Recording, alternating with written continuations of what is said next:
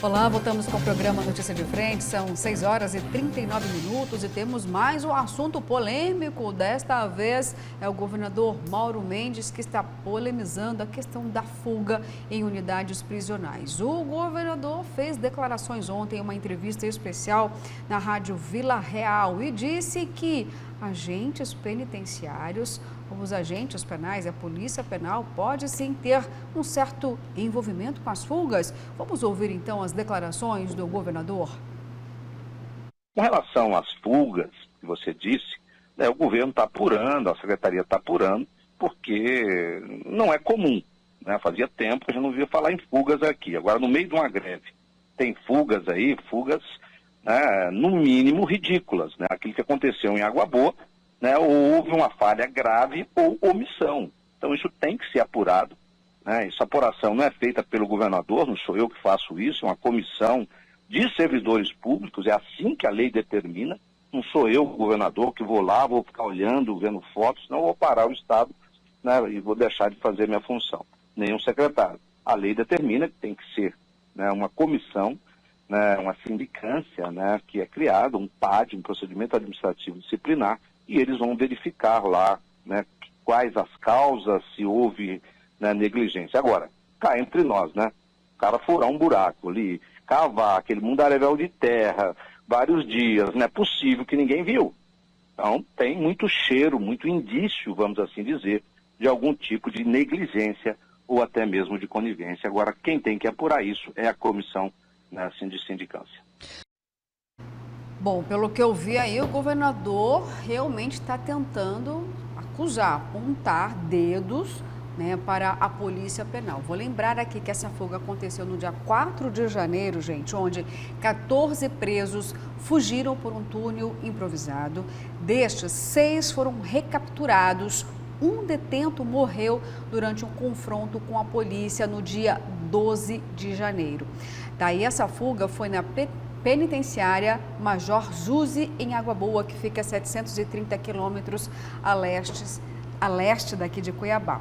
E aí o governador diz o seguinte, olha, tem indícios de negligência ou conivência dos policiais penais. O governador duramente teceu essas palavras, mas aí, olha, não trouxe nomes. Então, tem ainda uma investigação. É claro, o governo tem todo o direito e o dever de apurar o que aconteceu. Mas antes de esperar os resultados aí dessa investigação, desse processo administrativo, ele já denunciou.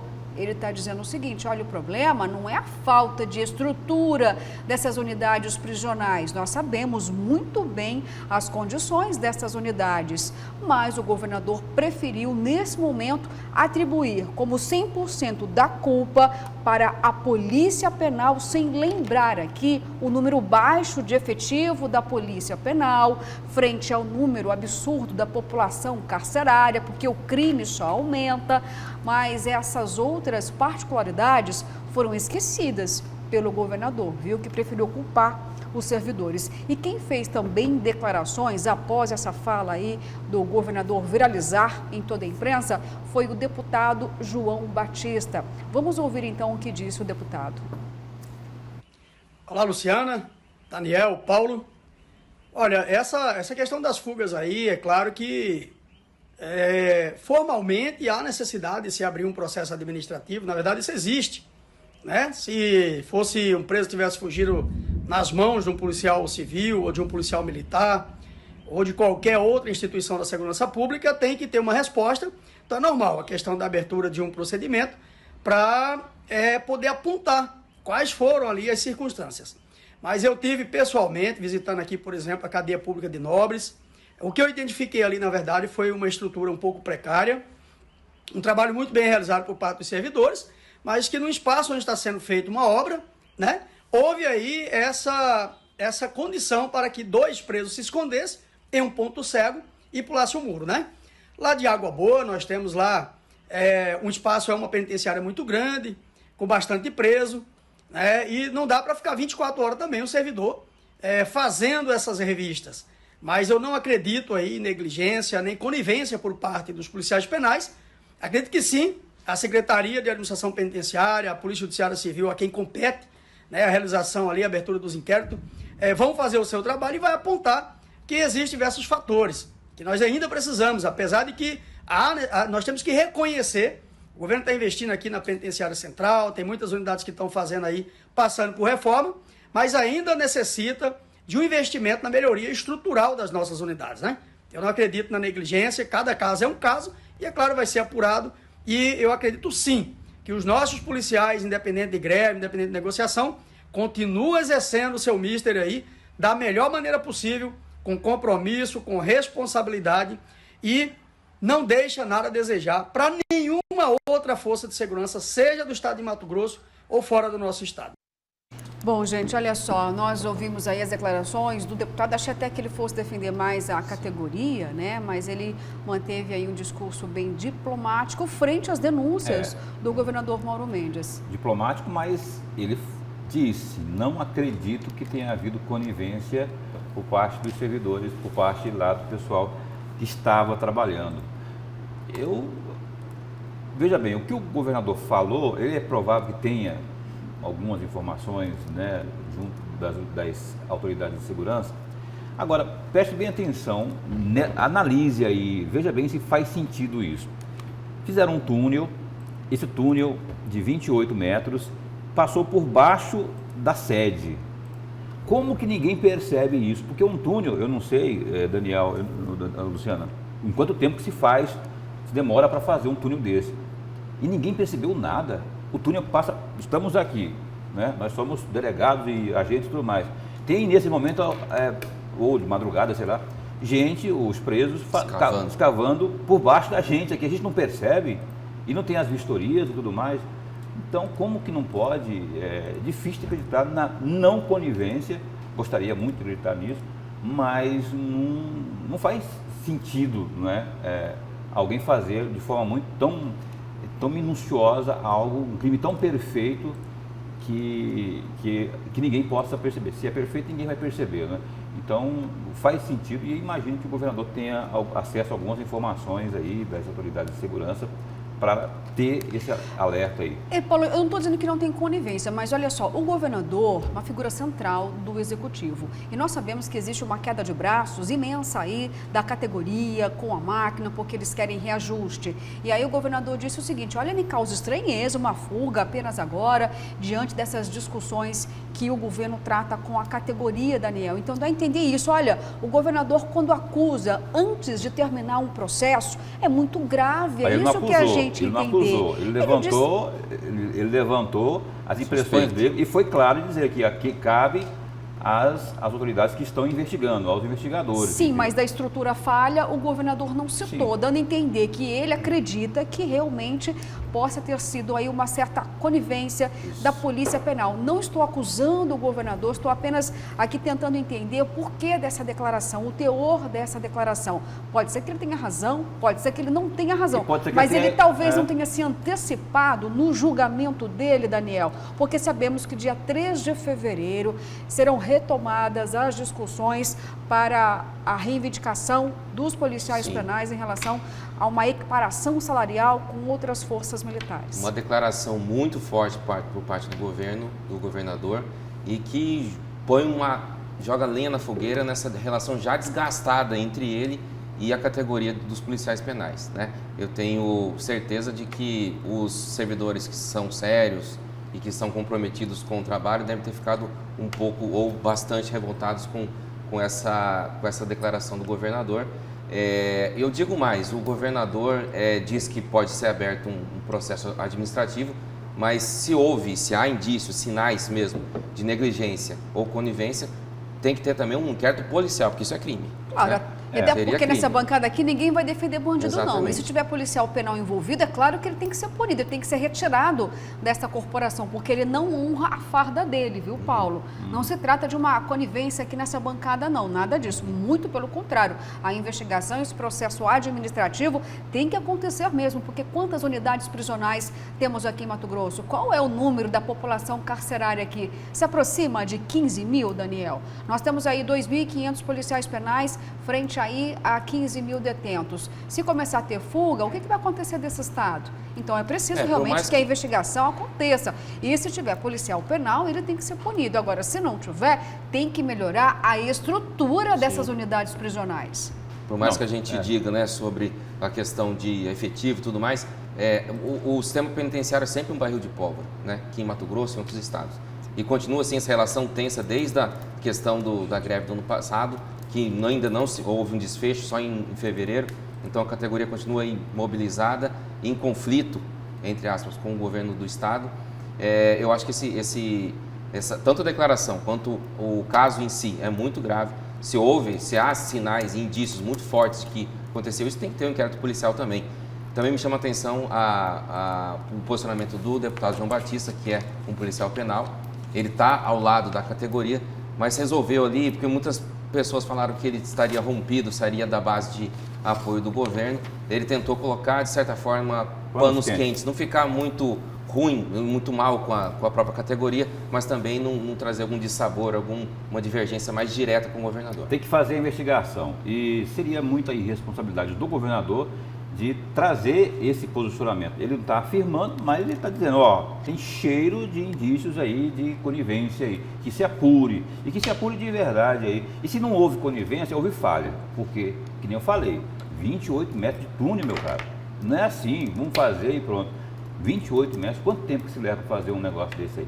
E ninguém percebe, ninguém vê, não há vistorias e tudo mais. Então, só isso por si só traz aqui essa pulga atrás da orelha. Eu queria só que você falasse, Lu, foram quantos mesmo que foram recuperados? Vamos lá então, olha só, no dia 4 de janeiro, 14 presos fugiram. Destes, 6 foram recapturados, um morreu em confronto com a polícia no dia 12. Então recapturados foram 6. 6, e um morreu, 7. Então faltam alguns ainda. E ali faltam 7. E ali tem uma região ali de muitas fazendas, não é? E essa dificuldade é apontada pelo delegado que está na região ali nesse inquérito aí. Tá certo. Bom, e a gente vai continuar acompanhando aqui de acordo com os desdobramentos deste caso, viu? Porque agora eu vou chamar novamente uma participação ao vivo do repórter Antônio Carlos Silva, que vai trazer para a gente informações em relação à suspensão de visitas em hospitais. É isso mesmo, Antônio? Conta para a gente o motivo desta determinação e quem foi que assim decidiu. Conta para a gente.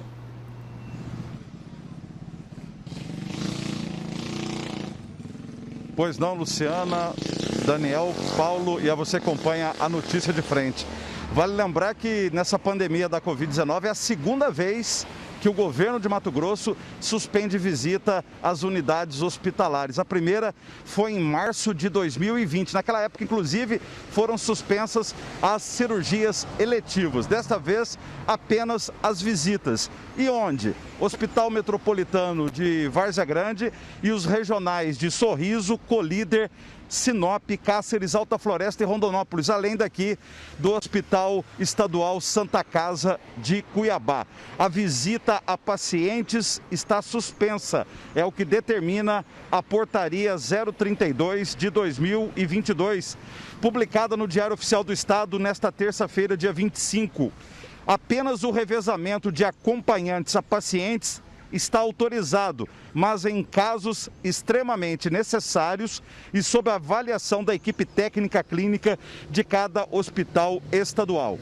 As visitas a pacientes internados em hospitais estaduais foi definida pela Secretaria Estadual de Saúde, a suspensão delas, como medida preventiva contra a Covid-19 e a gripe influenza. Cada hospital deve monitorar os acompanhantes quanto ao surgimento dos casos gripais e a necessidade de testagem das pessoas. Vale lembrar que, segundo o boletim epidemiológico da SES de ontem, em Mato Grosso, nós tivemos uma taxa de ocupação em UTI de leitos adultos para a Covid de 84,72% e enfermarias 40%. Luciana, Paulo, Daniel, você acompanha a notícia de frente, um ótimo dia. Obrigada pelas informações, viu, Antônio? Ótimo dia para você também. Olha só, vamos falar um pouquinho então sobre a Covid-19. Vou trazer nesse momento aqui até números, viu, estampados no portal Gazeta Digital, porque Mato Grosso tem 5 novas mortes e mais 26.500 pessoas isoladas. É isso mesmo, gente. Infelizmente, 5 novas mortes pela Covid nas últimas 24 horas. O dado foi divulgado pela Secretaria de Estado de Saúde nesta última terça-feira, viu? E a pasta informou que ainda há 26.550 pessoas isoladas por conta do vírus. E nós estamos vivendo novamente, então, uma onda de infecções, inclusive o que o Antônio Carlos Silva nos trouxe aí de informações em relação à suspensão das visitas, é uma medida para tentar bloquear, então, a ação desse vírus, a maior disseminação, protegendo também, né, os visitantes. E eu até vou reforçar aqui que o próprio secretário de Saúde de Mato Grosso, Gilberto Figueiredo, mudou até mesmo a data dele de desligamento da pasta, né, Daniel, por conta dessa nova onda. Muitas são as demandas, novamente, da saúde e, nesse momento, o governador Mauro Mendes disse: olha, Gilberto, eu sei que você tem as suas pretensões aí para as eleições 2022, mas, por favor, me ajude os mato-grossenses, não posso abrir mão de você enquanto secretário nesse momento tão sensível. Isso. O governador achou temerário haver uma substituição, uma troca agora na gestão, justamente quando chegamos a 84% de ocupação de leitos de UTI. O Gilberto tem feito um trabalho competente à frente da secretaria e vai continuar, vai permanecer. Ele atendeu o pedido do governador e, politicamente, pensando politicamente, também não seria ruim para o secretário a permanência até o final de março, que é a data limite aí para quem tem que se descompatibilizar para a disputa eleitoral, porque ele vai continuar mostrando serviço e tem condições de se mostrar um pouco mais ainda para a população, para o eleitor, o trabalho que ele faz, né? O que tem me chamado a atenção por como são sintomas muito parecidos, né, da influenza, Covid. Ontem houve também um levantamento nacional que diz dos 27 estados, em 25, os casos de síndrome respiratória aguda grave, que é quando não há um diagnóstico muito preciso sobre qual caso se trata, do SRAG, ela aumentou em praticamente todos os estados e está causando essa situação de pré-colapso ou de colapso mesmo na saúde pública. Paulo Coelho, então, fica à vontade, por favor. Duas situações aí. A questão política propriamente, o que é a menos importante da minha avaliação, a mais importante é essas pessoas que vão ter que revezar para ter ali a visita de um ente, né, de um parente, de um amigo, enfim, alguém que possa ir lá dar uma espécie de assistência também, acompanhamento, além daquela, obviamente, profissional que é dos médicos e enfermeiros. É importante a visita, até no processo de recuperação, dependendo da enfermidade, é importante. Agora, também é importante que se haja a cautela, parcimônia no que diz respeito à aglomeração, a ter os contatos propriamente. Foi baseado nisso que o secretário Gilberto, suponho eu, tenha tomado essa decisão. Aí, a questão política tem ciumeira aí no pedaço, porque ele está, como disse o Daniel aqui, continuando no cargo, ele tem a possibilidade de continuar mostrando serviço, ou seja, uma vitrine, não é? E a ceia, tem informação de bastidor, que tem deputados aí que estão pleiteando reeleição, que, poxa, isso não é certo, isso não está correto, quer dizer, não é? Mas a lei permite, é o final de março, que é o prazo limite para se desincompatibilizar. O Gilberto, por ele, sairia agora no final de janeiro, mas faz necessário, porque, Paulo, mas não tem outro que poderia substituir a altura? Tem, até melhor talvez, mas ele já está no comando, já tem um mapeamento de tudo que está acontecendo. Então, o Mauro Mendes, ele fez não foi pedido não foi consulta, falou assim, não, eu faço questão de tê-lo aqui, não é? Que você mantenha, até por serem amigos também, né? Então, essas duas situações aí. E o revezamento que lá na Santa Casa, por exemplo, ele não vai deixar de acontecer a visita, só que ela vai ser revezada de forma mais... vai acontecer uma redução, não é? Vai ser em menor volume, e isso é necessário realmente. Agora, tem que ter coerência também, né? O que vale para a questão de decisão, aí, para para não existir contato e aglomeração nas unidades de saúde, tem que valer para outras situações. A gente vai falar sobre isso daqui a pouco também aqui, porque se você incentivar a aglomeração em outros setores, é a mesma coisa, você vai estar falando uma coisa aqui e falando o contrário ali, sendo que estamos falando da questão sanitária, ou seja, precisa-se ter o entendimento de que aglomeração em qualquer situação, nesse momento, é pernicioso. Então, vamos ter... Daqui a pouco a gente vai falar sobre a questão da arena e você vai entender exatamente do que eu estou querendo dizer aqui. Que temos que ter medidas lineares, ou seja, a mesma medida que vale para a saúde, para evitar contatos e aglomeração e tudo mais, por conta da pandemia, tem que valer para entretenimento, para shows, para não sei o que, carnaval, enfim. É isso aí, porque o vírus não escolhe segmento, né, Paulo? Não. Muito bem, escolhe aglomerações. Bom, gente, o tempo avança e eu vou abrir espaço para mais algumas mensagens. Vamos lá, então. Olha, o governador não gosta de funcionário, principalmente da Polícia Penal. Toda fuga tem que ser investigada. Em uma unidade com superlotação, é humanamente difícil fazer uma vistoria rigorosa dentro das celas com pouco efetivo. É o Francisco do Sol Nascente que disse ainda que o Mauro Mendes está se tornando especialista em jogar a sociedade contra o funcionário público. Bom, a gente tem mais mensagens aqui. Olha só, esses túneis são feitos vagarosamente. Sim, pode ser feito sem que os agentes percebam. A percepção envolve vários critérios, como efetivo, estrutura e etc. É possível que tenha conivência, é possível, mas o governador não pode acusar a categoria desta forma. É irresponsável ao fazer isso, pois existe o protocolo para estas situações. É o Luciano aqui, lá do Alto Araguaia. Olha só, interior aqui na audiência conosco. Bom dia para vocês aí do município de Alto Araguaia. Pode falar, Paulo. Adendo sobre isso aí, claro. Porque uma situação como essa aí, concordo. Exatamente isso, né? Agora, aquilo que eu falo, né? Não tem vistoria, acontece silenciosamente, acontece vagarosamente. Sim, a pergunta que eu faço, ninguém aqui pode responder, porque acho que ninguém tem conhecimento de causa sobre isso. Quanto tempo que se leva para fazer um túnel como este, 28 metros? Porque ninguém faz com colherzinha né? Tem que fazer, tem que ter equipamento, para fazer, ainda que demore tanto tempo. E se demorou tanto tempo assim, aí tem que ter essa resposta do tempo, né?